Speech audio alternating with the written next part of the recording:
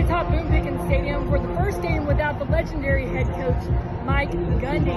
A lot of people are going to miss his mullet, his witty one-liners during press conferences, but now OSU is looking ahead to a new era of college football with NIL and revenue sharing. Today they open up Big 12 conference play with the Baylor Bears, who are looking to get back into the Big 12 title conversation after losing to Arizona State last week. And we're waiting to see the first touchdown pass from quarterback Zane Flores with Oklahoma State.